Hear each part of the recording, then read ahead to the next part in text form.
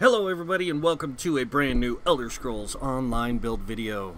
Today is the day for the Ice Mage solo build. That's right guys, I finally put it together again, and this time it is a lot better than what it once was. This is the Ice Mage. This is a solo build made for Murkmire, and it's a unique one. So let's get right into it. So as you can see, we are rocking a 30k magic, a 24k health, and 12k stamina. We do have a 1378 magica recovery, 1905 spell damage, and a 44% spell critical. When we buff up though, I do want to show you this. So when you buff up with your niche, and when you have your buff, you do have a 2000 or almost 3k spell damage, with 44% spell critical, which is pretty good in heavy armor. We do have a 20k spell resist with a 19k physical resist, a little bit less than our counterpart, the Death Knight. We do have Blue Betty, or Major Proficiency up at all times because we have Inner Light on both bars. We do have Minor Heroism because we are using Shulks, and Minor Toughness from our buff, and we are using Witch Mother's Potent Brew for the max health, max magica, and magic recovery. If you do have stamina issues, use Tri-Stat food. It will be better, and you do have to adjust the stats a little bit with that. Alright, now let's get into the gear. Remember, Witch Mother's Brew, or you can use the Longfin Pasty, either one, your choice. Use Tri-Pots, or use you don't need the Spell Power Pots, use Tri-Pots. They work out better because you do use both magica and stamina on this build. Looking at the sets, we do use Ice Heart again. Ice Heart's awesome on this class. I don't know what it is. It's just super powerful. It adds spell crit, which is good for this. It adds when you deal critical damage, you have a 20% chance to give yourself damage shield. This shield will be up every 6 seconds, guys. Doesn't matter. You're doing that much AoE, dots, everything. So it's up all the time. The other set we're running is Julianus. One of my favorite sets to use for solo builds because it does give you a lot of spell crit and spell damage and max magica. And then the other set, like I said, we are using Shulks. Again, max health, spell damage, more spell crit, and then you gain Minor Heroism at all times. Why do we want Minor Heroism all the times? Ultimate Gen. We really need that Ultimate Gen so we can drop our ultis a lot. So going over the gear real quick, we are using 3 infused on the bigger pieces. On the smaller pieces, we're using 2 reinforced boots and shoulders. Nirnhone on the belt and gloves. The belt needs to be light, the head medium. That is best for a heavy armor setup. If you are playing light armor, make sure the chest that you craft is in heavy and the legs are in medium. And you want to do Nirnhone on all the smaller pieces in because they will be light. And then the helm will be Nirnhone, the chest will be reinforced, and the leggings will be Nirnhone. So everything else will be Nirnhone except for the chest, which will be reinforced. And if you're going to ask if Scathing Mage would be better, no. Juliana still tops it because it's a constant effect of the 299 spell damage. Onto the Shulks, we are running 2 spell damage glyphs with a magic recovery infused, and these are 2 max health on the jewelry. Anytime you make a solo build, most of the time you're going to need max health on the jewelry to make it work really good. But yeah, spell recovery, definitely a helper with this. You could go another spell damage because you won't be that bad off on magic recovery. It's just with the way this build being all magica based, having a magic recovery really helps. We are running 2 ice staves, both infused. One with a frost damage enchant, the other one with a weapon damage enchant. This helps produce more damage, more DPS, everything. It's awesome. So moving on to the skills. Make sure you get all your class ability passives. It's very important, guys. On weapon skills, destructive staff, you want to get all the passives since you're using dual ice staves. On to the armor, light armor. Top 3 passives. Medium armor, top 2 and bottom 1, and then heavy armor, all the passives. Moving on to world skills. Soul magic. I like these 2 because they really help in solo play. This allows you to revive every hour without a soul gem. So, really good. And then this one allows you to fill empty soul gems. I constantly go through soul gems. Not because I die a lot, because I'm constantly charging stuff. Fighter's Guild, you only need Intimidating Presence. And Mage's Guild, you want Inner Light, Persuasive Will, and Magicka Controller. Persuasive Will and Intimidating Presence are there for questing, because these builds aren't just meant to solo, you know, dungeons and arenas, things like that. It's meant to, so you can do content too. Undaunted, get both the passives, no Alliance War skills on any of the solo builds coming out this week. Get all the racial passes. We are a high elf for this. You can be any race. Argonian actually works out a little bit better for some reason, probably the potion passive. Alchemy, medicinal use, and then on provisioning, gourmet and connoisseur. Alright, now going over the skills. Starting with our first skill on our front bar, we do have Frost Clinch. Frost Clinch is an amazing ability. Does a lot of damage up front, does a decent, I say decent, I'm saying that with a grain of salt, guys, amount of damage on the back bar. When you're fully buffed up, this thing gets up to about 7k damage over 8 seconds, so you're doing about 1,000 damage per tick. On top of that, next ability, of course, Gripping Shards. I mean, you can't go wrong with this ability. It's also really amazing. It's based on max health. Now, I know that seems kind of bad, but it's what it does. On cast, enemies in the area are immobilized for 3 seconds. That's why we have it here, because we're going to be up close and personal with a lot of enemies. So dropping this, putting them in place, and then hitting them with Ice Wall, all kinds of stuff, just crazy, crazy powerful. Next up, Bone Shield. Now, if you are using a light armor build of this, you can use Annulment. It does give about the same strength and shield. Well, the Annulment will give better. If you go with the Dampen Magic, it will give you about a 12k shield. This gives you about a 9k shield, almost 10. Really good. Next on our bar, Polar Wind. We have this for a heal. It also gives us our minor toughness. And you want to cast this before you go into combat, so that way you get that minor toughness right away. Next in our bar, Inner Light. We have this here for Major Prophecy and Max Magicka. Both of those are very needed to make this build work out really well.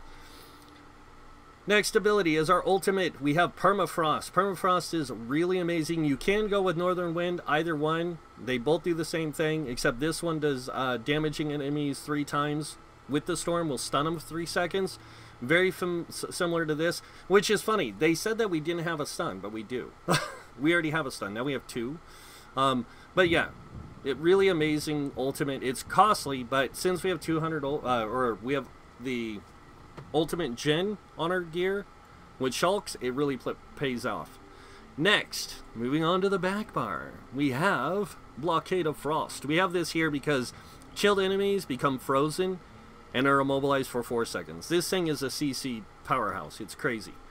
Next on our bar, we have Elemental Drain. Why do we have Elemental Drain, you might ask? Major Breach, and it gives us resources back. Magicka Steel. This is a great source of Magicka return. We are doing a lot of heavy attacks with this build too, and because of that, we do get the ultimate gen. Now, one of the things you have to understand, if you wanted to, on the Destruction Staff, don't take Trifocus if you don't want the taunt or the shield. Especially if you're playing in groups, like two-man groups, or you're playing in a group and you have this adjusted for more DPS instead of the way it's set up. It's better to go to just leave this off. So, alright. But yes, excellent ability for that. Next up, Blue Betty. Awesome, awesome ability for resource return, and it gives us our major sorcery, increasing our spell damage. When the Netch is summoned, it removes 1 negative effect from us also, so we can spam that if we need to. Next on our Ice Fortress, this gives us Major Ward, Major Resolve, increasing physical spell resist, and also minor protection, reducing damage taken by 8% for 24 seconds. Now remember, this is quite a long casting buff, so you don't have to cast it constantly. Just whenever you do need it, cast it. Same thing with your Netch. You're gonna cast this together, and then you're gonna want to recast these in, you know, when you need them. Again, Inner Light for the Max Magicka, Major Prophecy, because you're going to be on the back bar, front bar, it doesn't matter. You're still going to be throwing heavy attacks at times, so, or light attacks. Next up, Eye of the Frost. This is an awesome ability. In fact, I like this a little bit better than I do this, but they both follow you. This one, though, does a lot of damage, so a lot of damage. But that is the skills. Now moving on to CP, starting with the red tree. Like I said, pretty universal in this, guys. 66 in the ironclad. This gives us reduced damage taken from direct damage attacks by 22%. 2 into spell shield to increase our spell resist. You can put this in the light armor or heavy armor focus to give you a little bit more physical resistance if you want. Moving on over here, we have 31 into thick skin. This reduces damage taken from damage over time effects by 13%. This stacks really well with Hardy and Elemental Defender. And then moving on over here, we have 40 into Bastion. 56 in Hardy, 56 in Elemental Defender. Both of these give you 12% damage reduction from Flame Frost, Shock, Magic, Poison, Disease, and Physical damage. So that's why we have 56 in both these. And it stacks with the 8% damage reduction we have from the Ice Fortress. So these go up to 20%, and then you add these two on top of it. It's crazy. Moving on over here, we have 14 into Bastion. This increases the effectiveness of our damage shields by 16%. Since we use a lot of damage shields, this really helps. 19 into Quick Recovery, increasing our healing received by 5%. We have 56 into Warlord, reducing our break free cost by 20%. 23 into Sprinter, reducing sprint cost by 14%. 23 into Bashing Focus, reducing bash cost by 14%. And then moving over here, we have 43 into Arcanus, increasing magic recovery by 10%. 43 into Tenacity, increasing our magic return on heavy attacks by 10%. We are wearing heavy armor, so we get 25%, and then our base is 30. Altogether, we get a 65% return. Moving on, 56 into Tumbling, reducing our dodge roll cost by 20%. You do dodge roll in this build. Next up, 26 in, or 26, sorry, in the Shadow Word, reducing our block cost by 11%, because you don't just stand there, you do block. And then moving over here, we have 43 into Bless, increasing our healing done by 10%. 66, sorry, into Elfborn, increasing our critical and critical healing done, or critical damage and critical healing done by 22%. 56 into Elemental Expert, increasing Flame Frost, Shock, Magic damage done by 12%. And then 5 into Spell Erosion, giving us some extra spell pen. Moving on over here, we have 16 into Staff Expert. This gives us the increase in light and heavy attacks on our Destro Staves. 28 into Mastered Arms for 12% damage increase in direct damage, because we have 56 into Thaumaturge, increasing our damage over time. So that is that. And that, guys, is the Ice Mage in its all, you know, beautifulness.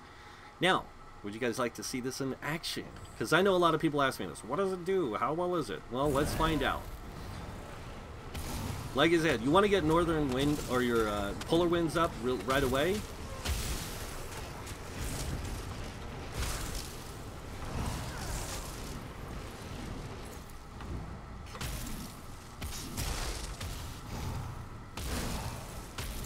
You don't do a lot of damage with this build, to be honest. Not as much as you do with like a fire build, but it can dish it out, let me tell you.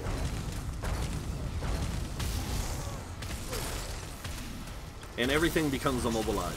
Like I said, this thing's a CC powerhouse.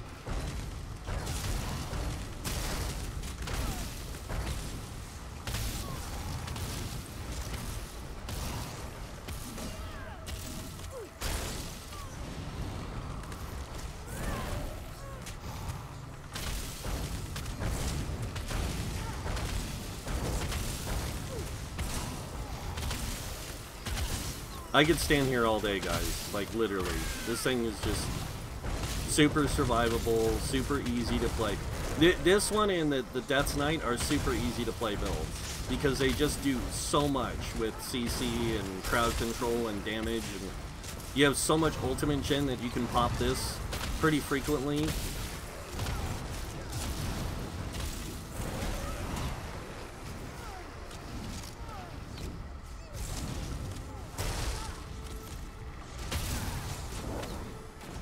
And if you do need a heal, like Northern Wind or Polar Winds does a really great job of it.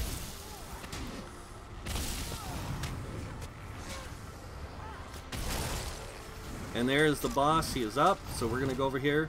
And now that the boss is up, you guys can see for yourselves. Like, this guy will spawn adds like crazy. Usually, if he doesn't bug out, like, I think he's bugged.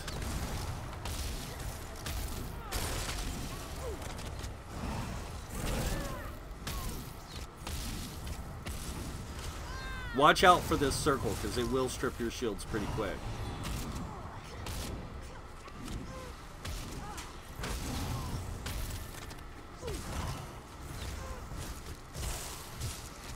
I want to see if he'll spawn his ads, because that's why I'm here.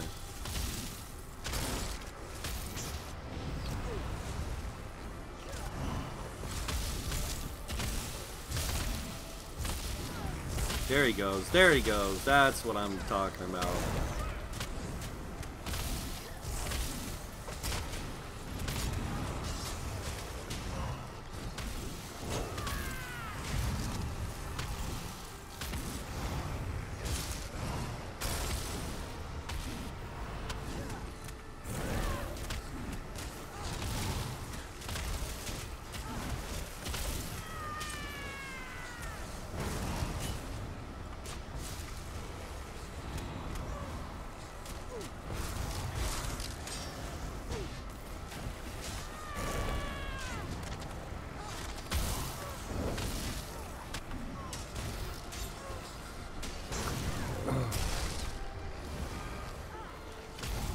And this is why you need potions. Is because you are using stamina, like I said, to keep up a damage shield. Sometimes the tri-stat food comes in handy for that. So, but I can fight this guy until he dies. I've done it once, I can do it again.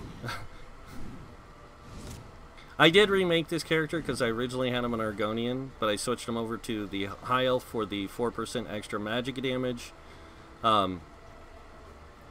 Or ice damage. So with that, the 6% you get and the 10% on, or 12%, it comes out to like 22% magic damage. It's ridiculous. See if I get out of combat now. Alright, now that we're out of combat, that, my friends, is the Ice Mage. I hope you guys like it. I love this build. It's a lot of fun to play. It can solo content like you would not believe. It's as powerful as the Ice Mage, or as the Death Knight. I do have, coming out this week, guys, besides the 2 I released today, I still have 13 other builds to come. So all week long, all the way through Sunday, we got builds coming out. And there is a lot of them. A lot of really cool ones, a lot of really fun ones, and some that you won't expect. So, yeah, really fun. But that's it. So if you guys like this build, like button. If you guys want to see more builds by me or other things by me, you can subscribe. Other than that, I want to thank you all for watching. Until next time, have a wonderful day, and this guy might see you in game. Bye.